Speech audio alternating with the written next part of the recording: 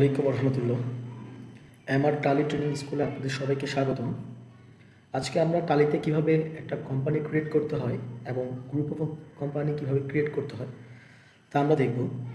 প্রথমে আমি চলে যাবো আমার টালি প্রাইম 6.0 আপডেট রিলিজে বর্তমানে আমি আছি। ফার্স্টে আমি এখান থেকে ক্রিয়েট কোম্পানিতে ক্লিক করব। ক্রিয়েট কোম্পানিতে ক্লিক করার পরে আমাকে এখানে কোম্পানির নাম দিতে হবে। দেন এখানে অ্যাড্রেস, ডিভিশন, আমি চিটাগং ডিভিশনে থাকি, আমি চিটাগং ডিভিশন দিচ্ছি।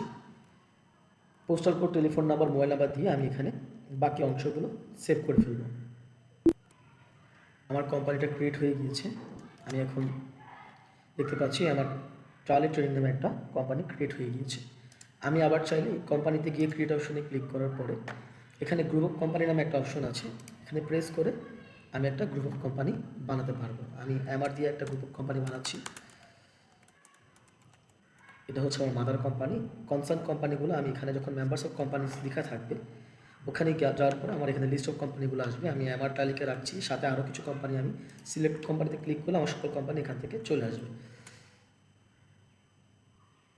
আমি অ্যাকসেপ্ট করলে আমার গ্রুপ অফ কোম্পানিটা ক্রিয়েট হয়ে যাবে। আমি যখন দেখতে পাচ্ছেন আমার গ্রুপ অফ কোম্পানিটা ক্রিয়েট হয়ে গেছে।